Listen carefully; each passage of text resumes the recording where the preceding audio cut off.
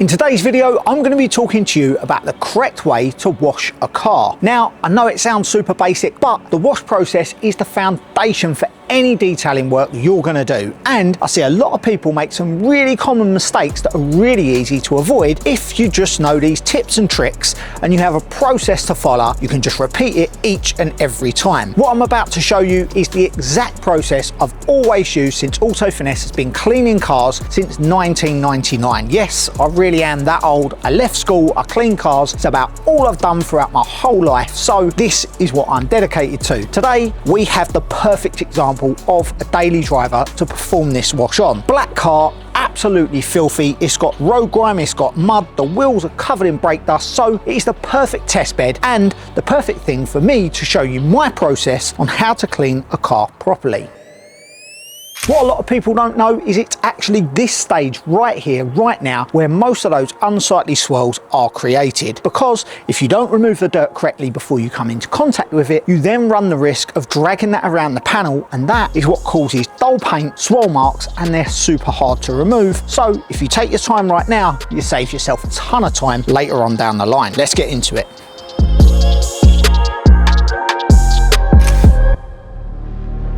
We're going to start things off down here at the wheels. These are generally the grubbiest part of a car when you're cleaning it, so we always start here. A mistake I see a lot of people make is they get carried away, they get the jet wash out and they wet the whole car up before they've cleaned the wheels. That is the wrong way to go about things. We clean wheels first because they're the grubbiest. It also means we can take our time down here. We can do these thoroughly, especially with designs like this. They take a little while to get into all the edges and make sure you get everything. I'm going to show you a couple of tips and tricks that I use to ensure I get everything every time I clean the wheel.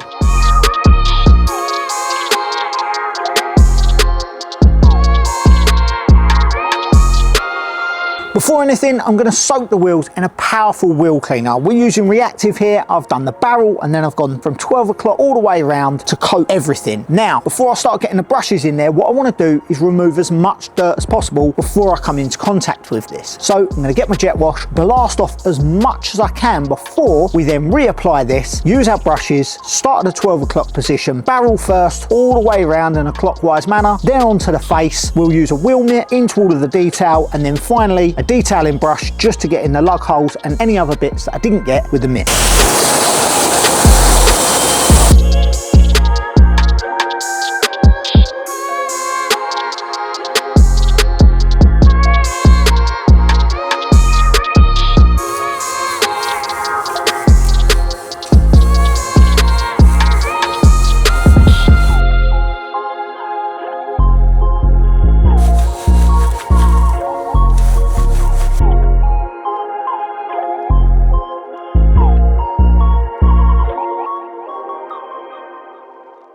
I'm going to take the time while I'm down here to clean up the tyre wall and the wheel arch at the same time. Now, it's quite important you clean your tyre walls, because if you think you've got all that dirt on the wheel, pretty obvious that you've got the same amount of dirt up on the tyre wall. Clean them now will actually mean when you dress them later on, you'll get better adhesion from the actual product that you put on there. But also, if you don't want to dress them, they'll look nice and clean as well and natural. All I'm using here is an APC. We've got Verso mixed up 4:1 in a bottle, spraying up the wheel arch liner and the tyre wall at the same time. And then what I'm going to do is just grab tyre brush and just go around that and work it in to make sure it's super clean.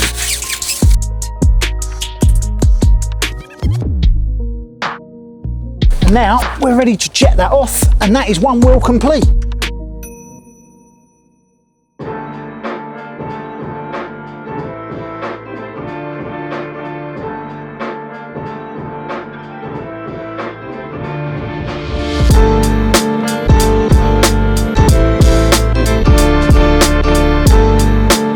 So with all four wheels washed, you might think it's now time to come into contact with it, get the wash mitts and the buckets out and start washing. But you would be wrong, because before that, I've got two products here that we need to use. We've got a pre-wash citrus power. I'm going to use this on the grubbiest areas of the car. Anything from kind of the waistline down, front of the car, the wing mirrors and around the back. And then I'm going to lay snow foam directly over the top. Jet it all off in one go, and what that's going to do is remove 80 to 90% of the standing dirt that's on the car before we go and come into contact with it. What this does is reduces dramatically the chance of us dragging around any grit and causing those unsightly swirl marks. So citrus power first, snow foam over the top, jet it all off, and then we're going to be ready to get the wash mitts out and give it a clean.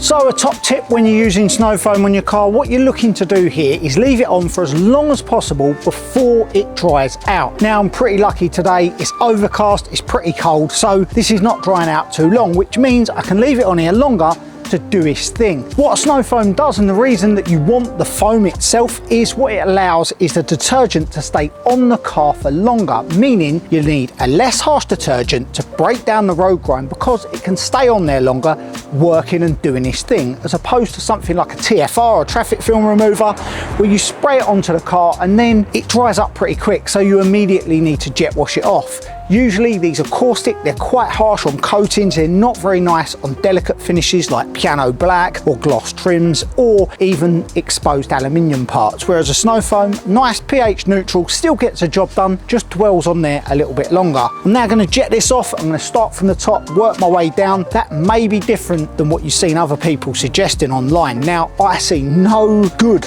of starting from the bottom and rinsing upwards. What I want to do is remove the dirt. I want it to go from the car onto the floor and away. If I start rinsing upwards, I'm going to push that dirt up the vehicle into gaps. It's just not the right way to go about things. So start on the roof, work our way down, and we're jetting as much dirt as we can off with our pressure washer now.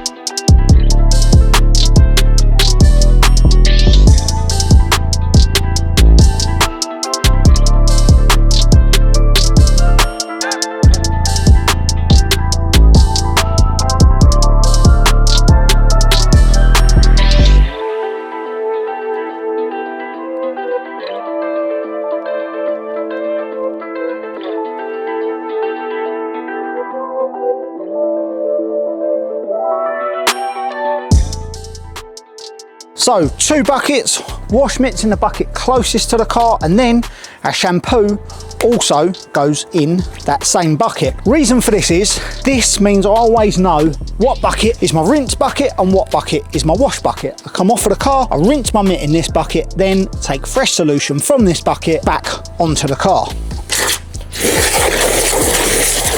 So we're going to take our solution, we're going to start at the top of the car. I like to break the car into 3 parts. Uppers, glass, down to about the midpoint, and then those lower parts, they are our final part that we do. So again, we're working from the grubbiest areas last. So we're going cleanest to grubbiest, top to bottom. Another nice little tip when you're washing a car, always clean your windscreen wiper blades. Just give them a lift, a rub along with a wash mitt. That means there's no debris there. When you use them next time, they won't smear up, and it's just good practice to look after them. They'll last you a little bit longer. I hate it when people wash a car and they don't go under the windscreen wipers. It's one of my pet hates. That, underneath wing mirrors, inside door handles, and around exhaust tips, you'll see me get all them bits every time. So each time I've done a section, take the wash mitt into the rinse bucket, and what I'm trying to do is rinse any of the dirt off of the wash mitt now, and then we go and we take fresh solution back to the car again. The reason we use a wash mitt and not a sponge is you've got these fibres, so if there is any dirt or grit there, it can sink into them fibres, whereas a sponge is relatively flat to the surface and it will drag that around more, causing more possibility for there to be scratches in the paintwork later on down the line.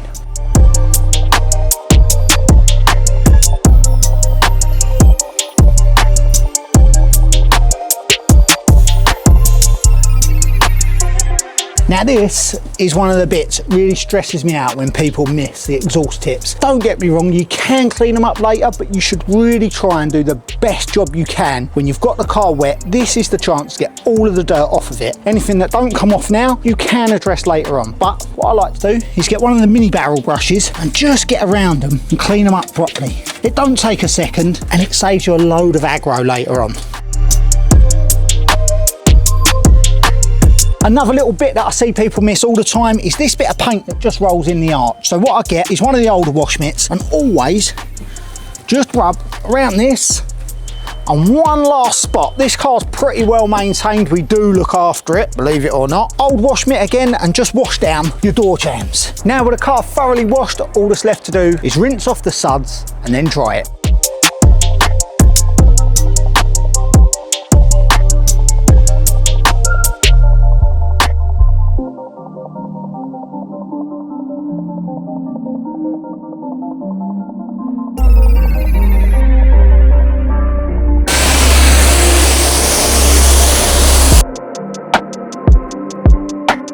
With the car rinsed off, all that's left for me to do now is dry it off. And there's one last product I like to use, and that is a quick detailer. I'm using Finale here just to aid the drying stage. Just simply a little mist over, you'll see the water start to disperse. What this does, gives a bit of extra shine, but it also makes your drying towel slide across the panel easier. And believe it or not, this is one of the points where most people cause the most swirls, using a bad or a tumble-dried drying towel and not using a quick detailer or dry scrubbing at the paintwork with a drying towel.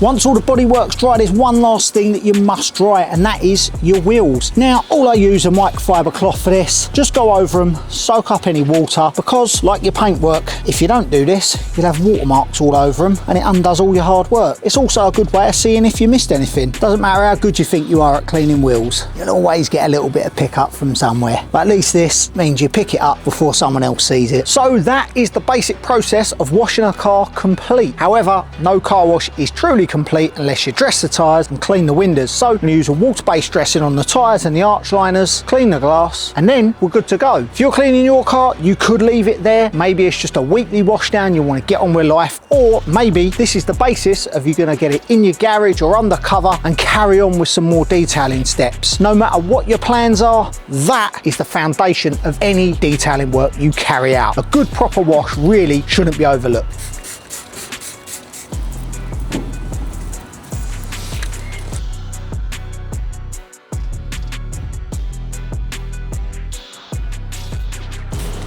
So just like that, we are finished. This car, this is as far as I'm taking this one. This is ready to hit the road now. It's looking a lot fresher than it was before. Do need to tackle that interior at some point, but that is for another guide. Hope you like this video and stay tuned because we've got loads more just like it coming for you. If there's something that you want us to show you or explain in one of our videos, please drop us a comment because we're going to try and make as many of these as we can, showing you what you want and need to help you detail better. Thanks again for watching and see you in the next one.